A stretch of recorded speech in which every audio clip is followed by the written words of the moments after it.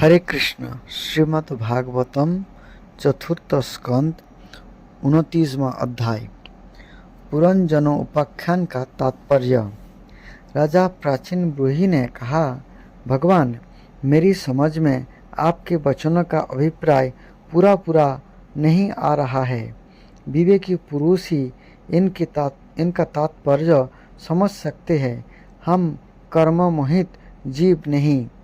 श्री नारद जी ने कहा, राजन, पुरंजन नगर का निर्माता जीव है, जो अपने लिए 1, 2, 3, 4 अथवा बहुत पैरों वाला या बिना पैरों का शरीर रूप पुनः तैयार कर लेते हैं।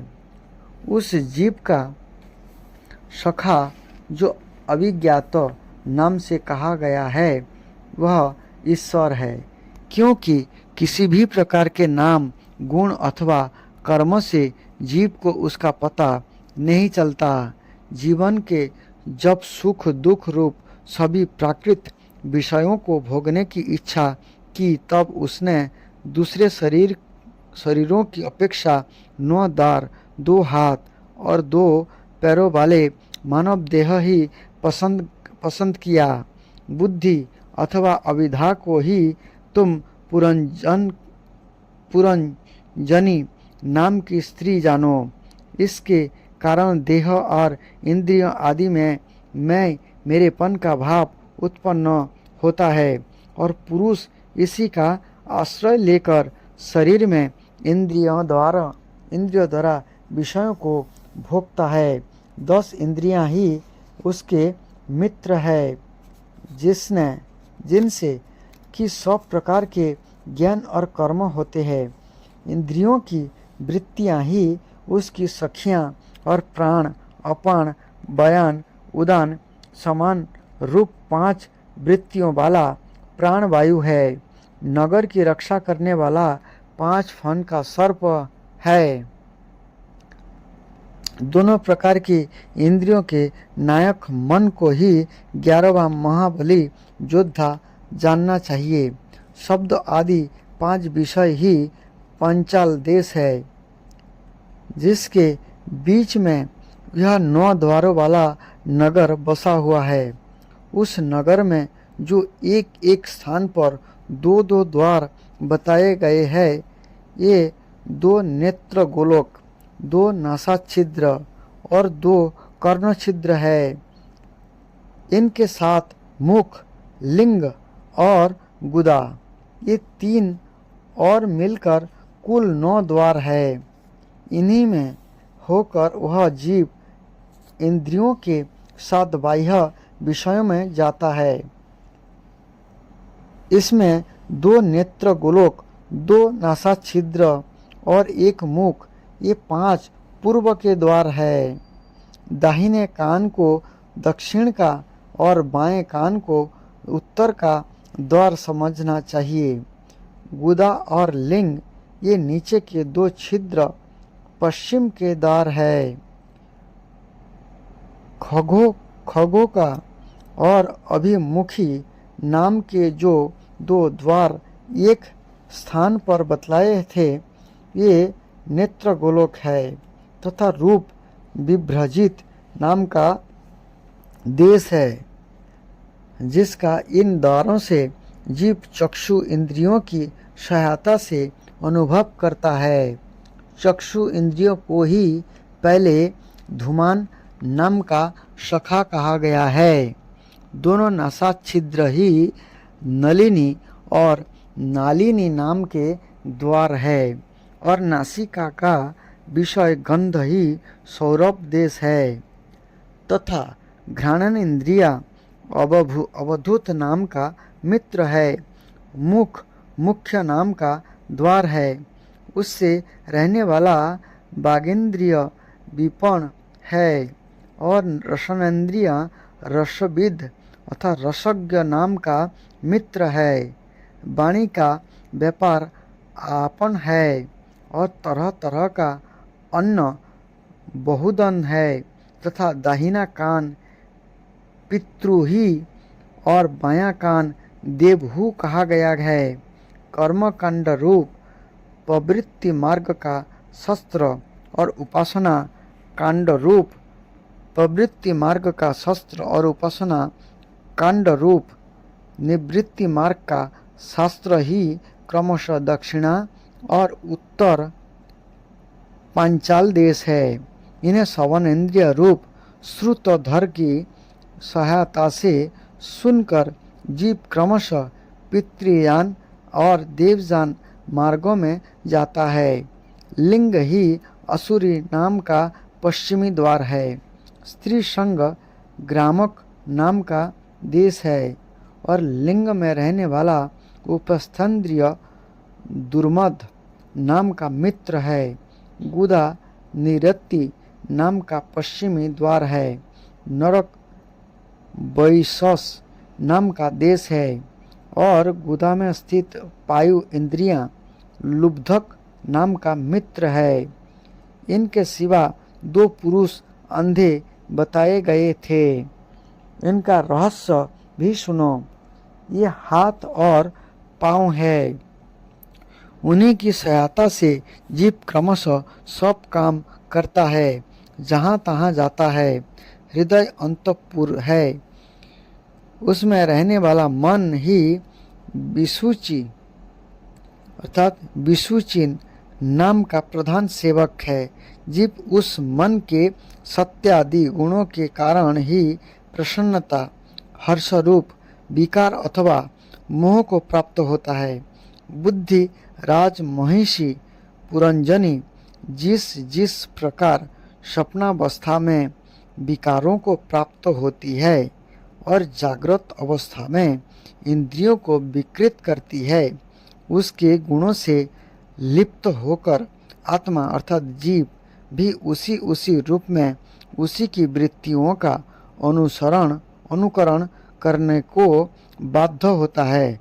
यद्यपि वस्तुतः यह उसका निर्विकार साक्षी मात्र ही है। शरीर ही रथ है, उसमें गणन इंद्रिय रूप 5 घोड़े जुते हुए हैं। देखने में संवत्सरूप काल के समान ही उसका अप्रतिहत वेग है। वास्तव में यह गतिहीन है।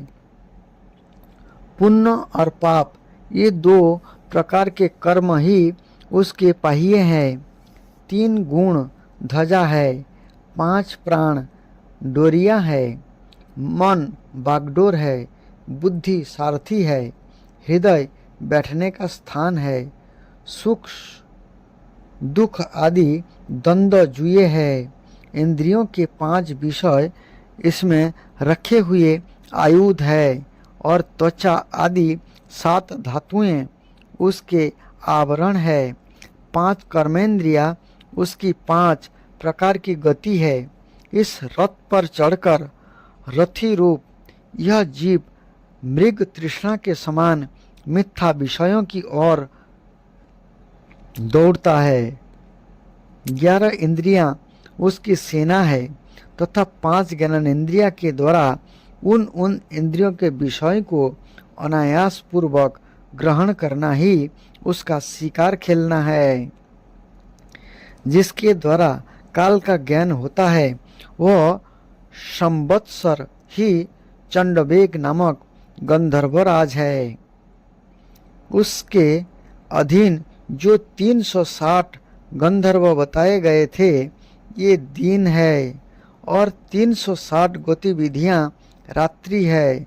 ये बारी बारी के चक्कर लगाते हुए मनुष्य की आयु को हरते रहते हैं। वृद्धावस्था ही साक्षात काल कन्या है। उसे कोई भी पुरुष पसंद नहीं करता। तब मृत्यु रूप जवन राज ने लोक का संहार करने के लिए उसे बहिन मानकर स्वीकार कर लिया। आदि मानसिक क्लेश और व्याधि रोग आदि शारीरिक कष्ट ही उस जवन राज के पैदल चलने वाले सैनिक है तथा प्राणियों के पीड़ा पहुंचाकर शीघ्र ही मृत्यु के मुख में ले जाने वाला शीत और उष्ण 2 प्रकार का ज्वर ही प्रजार नाम का उसका भाई है। इस प्रकार वह देहाभिमानी जीव अज्ञान से आच्छादित होकर अनेक प्रकार अधिभौतिक, आध्यात्मिक और आदिदैविक कष्ट भोगता हुआ 100 वर्ष तक मनुष्य शरीर में पड़ा रहता है। वस्तुतः तो वह निर्गुण है, किंतु प्राण, इंद्रियां और मन के धर्मों को अपने में आरोपित कर मैं मेरेपन के अभिमान से बांधकर क्षुद्र विषयों का चिंतन करता हुआ तरह तरह के कर्म करता रहता है। वह यद्यपि स्वयं प्रकाश है, तथापि जब तक सबके परम गुरु आत्मस्वरूप श्री भगवान के स्वरूप को नहीं जानता, तब तक प्रकृति के गुणों में ही बांधा रहता है।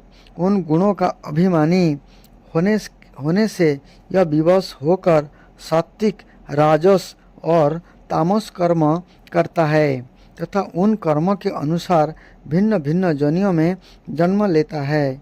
वह कभी तो सात्विक कर्मों के द्वारा प्रकाश बहुल स्वर्ग आदि लोक प्राप्त करता है, कभी राजसी कर्मों के द्वारा दुखमय रजोगुणी लोक को जाता है, जहाँ उसे तरह तरह के कर्मों का क्लेश उठाना पड़ता है, और कभी तमोगुणी कर्मों के द्वारा शोक बहुल तमोमयी योनियों में जन्म लेता है।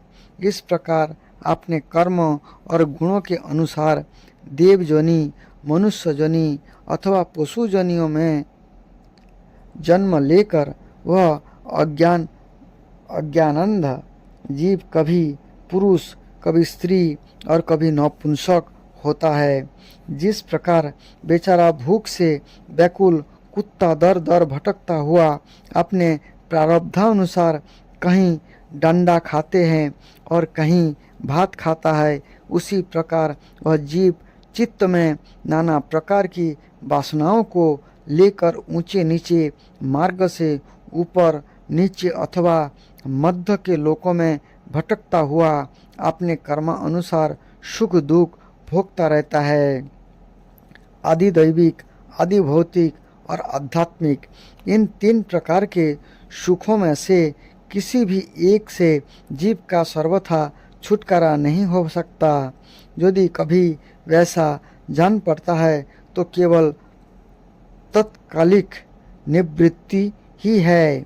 वह ऐसा ही है जैसे कोई सिर पर भारी बोझ ढोकर ले जाने वाला पुरुष उसे कंधों पर रख ले। इसी तरह कभी प्रतिक्रिया दुख निवृत्ति जाननी चाहिए। यदि किसी उपाय से मनुष्य एक प्रकार के दुख से छुट्टी पाता है तो दूसरा दुख आकर उसके सिर पर सवार हो जाता है। शुद्ध हृदय नरेंद्र जिस प्रकार सपनों में होने वाला स्वप्नांतर उस सपनों से सर्वथा छूटने का उपाय नहीं है, उसी प्रकार कर्म फल भोग से सर्वथा छूटने का उपाय केवल कर्म नहीं हो सकता, क्योंकि कर्म और कर्म फल भोग दोनों ही अविद्यायुक्त होते हैं। जिस प्रकार स्वप्न अवस्था में अपने मनोमय लिंग शरीर से विचरने वाले प्राणों को सपनों के पदार्थ न होने पर भी भासते हुए, उसी प्रकार ये दृश्य पदार्थ वस्तुतः न होने पर भी जब तक अज्ञान निद्रा नहीं टूटती बने ही रहते हैं और जीवों को जन्म मरण रूप संसार से मुक्ति नहीं मिलती। अतः इनकी आत्यंतिक निवृत्ति का उपाय एकमात्र आत्मज्ञान ही है। राजन, जिस अविद्या के कारण परमार्थ स्वरूप आत्मा को यह जन्म मरण रूप अनर्थ परंपरा प्राप्त हुई है, उसी की निवृत्ति गुरु स्वरूप श्री हरि में सुदृढ़ भक्ति होने पर हो सकती है। भगवान वासुदेव में एकाग्रता पूर्वक सम्यक प्रकार से किया हुआ भक्ति भाव ज्ञान और वैराग्य का आविर्भाव कर देता है। राजर्षि, यह भक्ति भाव भगवान की कथाओं के आश्रित रहता है। इसलिए जो श्रद्धापूर्वक उन्हें प्रतिदिन सुनता जा पड़ता है, उसे बहुत शीघ्र इसकी प्राप्ति हो जाती है। राजन, यहाँ भगवत गुणों को कहने और सुनने में तत्पर विशुद्ध चित्त भक्तजन रहते हैं। उस साधु समाज में सौप और महापुरुष के मुख से निकले हुए श्री मधुसूदन भगवान के चरित्र रूप शुद्ध अमृत की अनेकों नदियाँ बहती रहती है। जो लोग अमृत चित्त से श्रवण में तत्पर अपने कर्ण कुहरों द्वारा उस अमृत का छक कर पान करते हैं, उन्हें भूख प्यास भय शोक और मोह आदि कुछ भी बाधा नहीं पहुंचा सकते। हाय, स्वभावतः प्राप्त होने वाले इन क्षुधा पिपासा आदि विघ्न से सदा घिरा हुआ जीव समुदाय श्री हरि के कथामृत सिंधु से प्रेम नहीं करता। साक्षात प्रजापतियों के पति ब्रह्मा जी, भगवान शंकर, स्वयंभू मनु, दक्ष आदि प्रजापतिगण, सनक आदि नैष्ठिक ब्रह्मचारी, मरीचि, अत्रि, अंगिरा, पुलस्स, पुलह, क्रतु, भृगु, वशिष्ठ और मैं, ये जितने ब्रह्म आदि मुनिगण है, समस्त वाक्मय के अधिपति होने के भी तप, उपासना और समाधि के द्वारा ढूंढ ढूंढ कर हार गए, फिर भी उस सर्वसाक्षी परमेश्वर को आज तक न देख सके। वेद भी अत्यंत विस्तृत है, इसका पार पाना हंसी खेल नहीं है। अनेकों महानुभाव उसकी आलोचना करके मंत्रों में बताए हुए वज्र हस्त आदि गुणों से युक्त इंद्र आदि देवताओं के रूप में भिन्न भिन्न कर्मों के द्वारा यद्यपि उस परमात्मा का ही जजन करते हैं, तथापि उसके स्वरूप को वे भी नहीं जानते। हृदय में बार बार चिंतन किए जाने पर भगवान जिस समय जिस जीव पर कृपा करते हैं, उसी समय वह लौकिक व्यवहार एवं वैदिक कर्म मार्ग की शुद्ध बद्ध मूल अवस्था से छुट्टी पा जाता है। भविष्यमान, तुम इन कर्मों में परमार्थ बुद्धि मत करो, शून्य में ही प्रिय जान पड़ते हैं, परमार्थ का तो स्पर्श भी नहीं करते। जो परमार्थवत दिख पड़ता है, इसमें केवल अज्ञान ही कारण है। जो मलिनमति कर्मवादी लोग वेदों के कर्म परक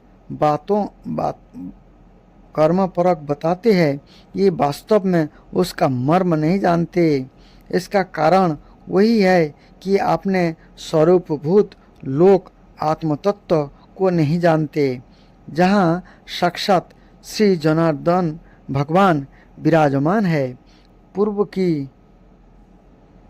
और अग्रभाग वाले कुशाओं से संपूर्ण भूमंडल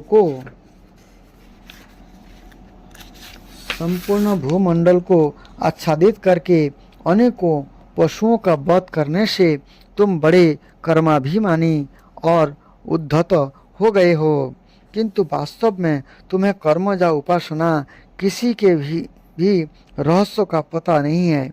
वास्तव में कर्म तो वही है जिससे श्री हरि को प्रसन्न किया जा सके, और विधा भी वही है जिससे भगवान में चित्त लगे। श्री हरि संपूर्ण देहधारियों के आत्मा, नियामक और स्वतंत्र कारण है, अतः उनके चरण तल ही मनुष्य के एकमात्र आश्रय है, और उन्हीं से संसार में सबका कल्याण हो सकता है, जिससे किसी को अनुमात्र भी भय नहीं होता। वही उसका प्रियतम आत्मा है। ऐसा जो पुरुष जानता है वही ज्ञानी है, और जो ज्ञानी है वही गुरु एवं साक्षात श्री हरि है। श्री नारद जी कहते हैं, पुरुष श्रेष्ठ, यहाँ तक जो कुछ कहा गया है इससे तुम्हारे प्रश्नों का उत्तर हो गया। अब मैं एक भली भांति निश्चित किया हुआ गुप्त साधन बताता हूँ, ध्यान देकर सुनो। पुष्प वाटिका में अपनी हरिणी के साथ विहार करते हुए एक हरिण मस्त घूम रहा है।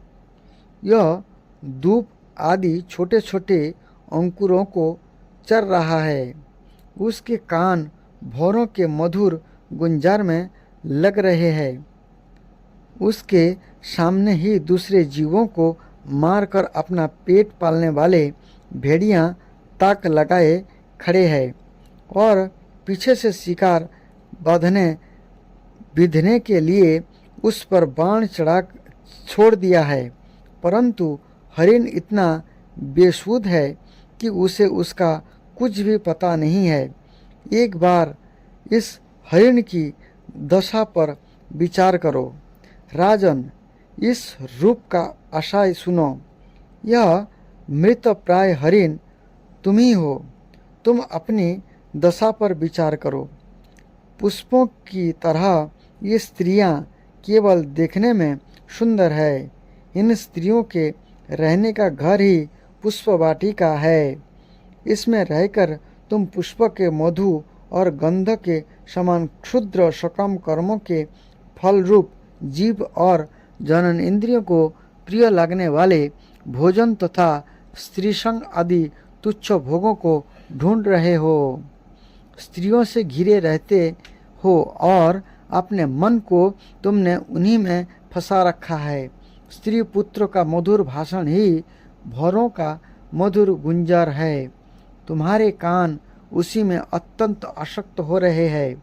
सामने ही भेड़ियों के झुंड के समान काल के अंश दिन और रात तुम्हारी आयु को हर रहे हैं, परंतु तुम उनकी कुछ भी परवाह न कर गृहस्थी के सुख में मस्त हो रहे हो। तुम्हारे पीछे गुपचुप लगा हुआ शिकारी काल अपने छिपे हुए बाणों से तुम्हारे हृदय को दूसरी ही बिंद डालना चाहता है। इस प्रकार अपने को मृग की सी स्थिति में देखकर तुम अपने चित्त को हृदय के भीतर निरुद्ध करो और नदी की भांति प्रवाहित होने वाली श्रवण इंद्रिय की बाह्य वृत्ति को चित्त में स्थापित करो, अंतर्मुखी करो। यहाँ कामी पुरुषों की चर्चा होती रहती है। उस गृहस्थ आश्रम को छोड़कर परमहंस के आश्रय श्री हरि को प्रसन्न करो और क्रमशः सभी विषय से विरत हो जाओ। राजा प्राचीन बुहि ने कहा, भगवान, आप अपने कृपा करके मुझे जो उपदेश दिया इसे मैंने सुना और उस पर विशेष रूप से विचार भी किया। मुझे कर्म का उपदेश देने वाले इन आचार्यों का निश्चय ही इसका ज्ञान नहीं है। यदि ये इस विषय को जानते तो मुझे इसका उपदेश क्यों ना करते। विप्रवर, मेरे उपाध्यायों ने आत्म तत्व के विषय में मेरे हृदय में जो महान संशय खड़ा कर दिया था उसे आपने पूरी तरह से काट दिया। इस विषय में इंद्रियों की गति न होने के कारण मंत्र दृष्टा ऋषियों को भी मोह हो जाते हैं। वेदवादियों का कथन जगह जगह सुना जाता है कि पुरुष इस लोक में जिसके द्वारा कर्म करता है उसे स्थूल शरीर को वहीं छोड़कर परलोक में कर्म से ही बने हुए दूसरी देह से उनका फल भोगता है। किंतु यह बात कैसे हो सकता है, क्योंकि उन कर्मों का कर्ता स्थूल शरीर तो वहीं नष्ट हो जाता है। इसके सिवा जो जो कर्म यहाँ किए जाते हैं ये तो दूसरे ही क्षण में अदृश्य हो जाते हैं। ये परलोक में फल देने के लिए किस प्रकार पुनः प्रकट हो सकते हैं। श्री नारद जी ने कहा, राजन, स्थूल शरीर तो लिंग शरीर के अधीन है, अतः कर्म के उत्तरदायित्व उसी पर है।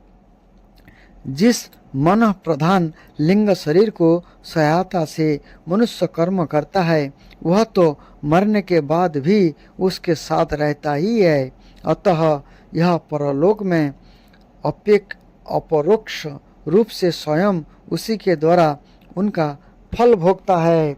स्वप्नावस्था में मनुष्य इस जीवित शरीर का अभिमान तो छोड़ देता है, किंतु इसी के समान अथवा इससे भिन्न प्रकार के पशु पक्षी आदि शरीर से यह मन में संस्कार रूप से स्थित कर्म का फल भोगता रहता है।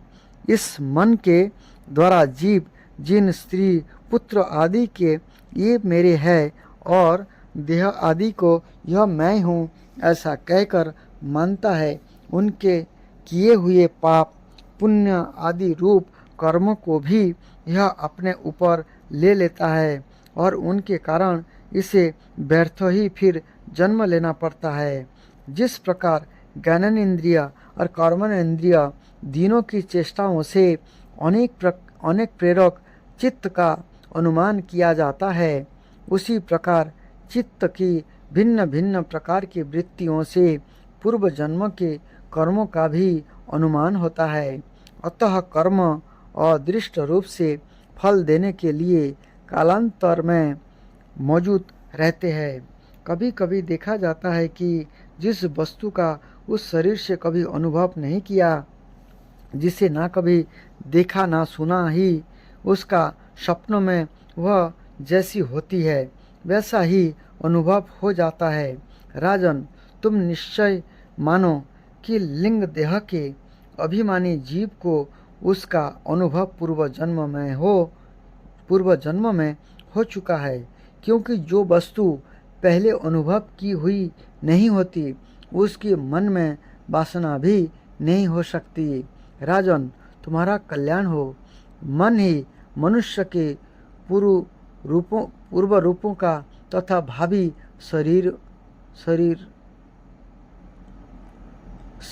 आदि को भी बता देता है और जिनका भावी जन्म होने वाला नहीं होता, उन तत्व वेत्ताओं की विदेह मुक्ति का पता भी उनके मन से ही लग जाता है।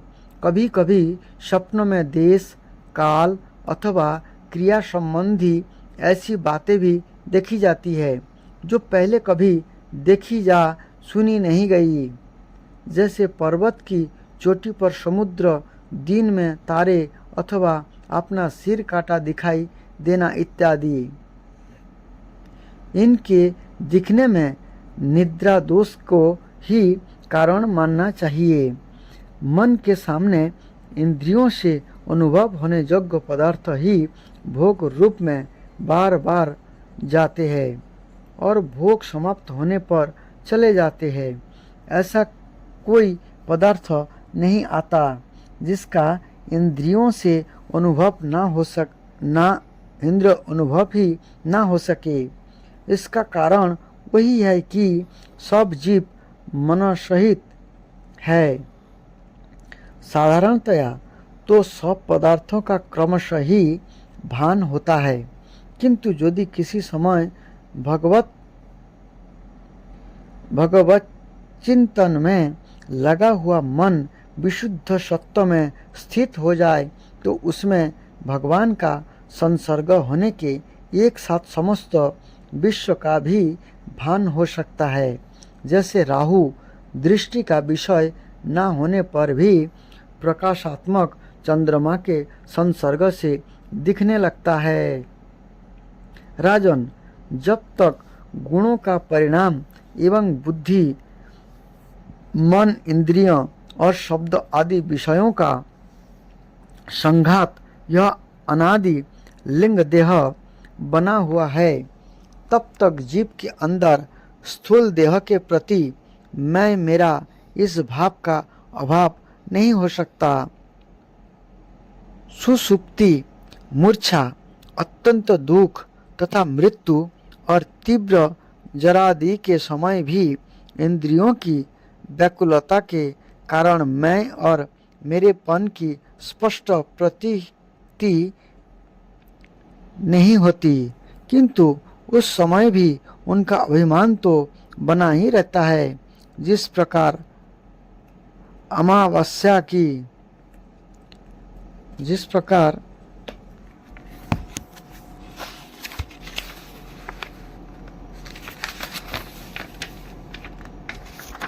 अमावस्या की रात्रि में चंद्रमा रहते हुए भी दिखाई नहीं देता, इसी प्रकार युवावस्था में स्पष्ट प्रतीत होने वाला यह एकादश इंद्रिय विशिष्ट लिंग शरीर गर्भावस्था और बाल्यावस्था में रहते हुए भी इंद्रियों का पूर्ण विकास न होने के कारण प्रतीत नहीं होता।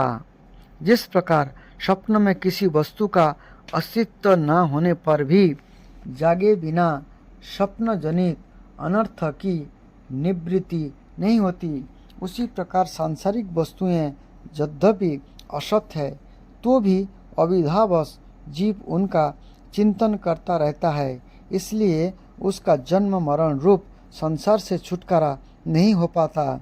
इस प्रकार पंच तन मात्राओं से बना हुआ तथा 16 तत्वों के रूप में विकसित यह त्रिगुणमय संघात ही लिंग शरीर है। वही चेतना शक्ति से युक्त होकर जीव कहा जाता है। इसी के द्वारा पुरुष भिन्न भिन्न देहों को ग्रहण करता और त्यागता है तथा इसी से उसे हर्ष, शोक, भय, दुख और सुख आदि का अनुभव होता है। जिस प्रकार जोक जब तक दूसरे तीर्ण को नहीं पकड़ लेती तब तक पहले की नहीं छोड़ती, उसी प्रकार जीव मरण काल उपस्थित होने पर भी जब तक देहारंभक कर्म की समाप्ति होने पर दूसरा शरीर प्राप्त नहीं कर लेता, तब तक पहले शरीर के अभिमान को नहीं छोड़ता। राजन, यह मन प्रधान लिंग शरीर ही जीव के जन्म आदि का कारण है। जीव जब इंद्रिय जनित भोगों का चिंतन करते हुए बार बार उन्हीं के लिए कर्म करता है, तब उन कर्मों के रहने से अविद्यावश वह देहादि के कर्मों में बंध जाता है। अतएव उस कर्म बंधन से छुटकारा पाने के लिए संपूर्ण विश्व को भगवत रूप देखते हुए सब प्रकार श्री हरि का भजन करो।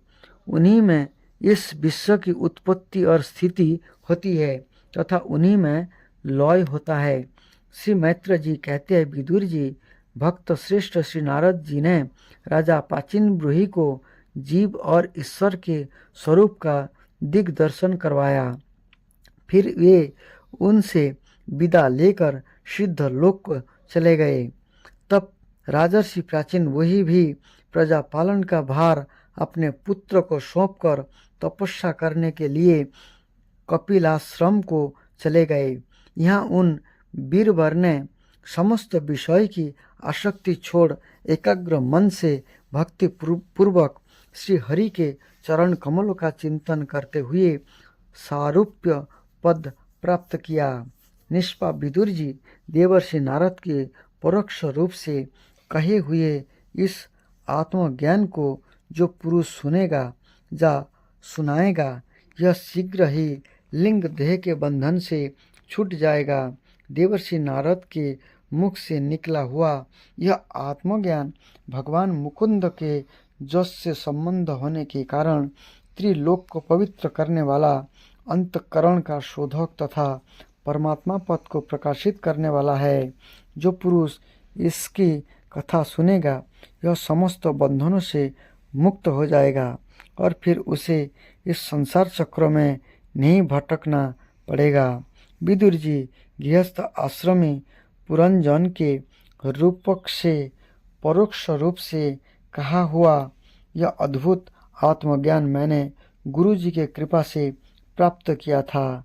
इसका तात्पर्य समझ लेने से बुद्धियुक्त जीव का देहाभिमान निवृत्त हो जाता है तथा उसका परलोक में जीव किस प्रकार कर्म का फल भोगता है यह संशय भी मिट जाता है।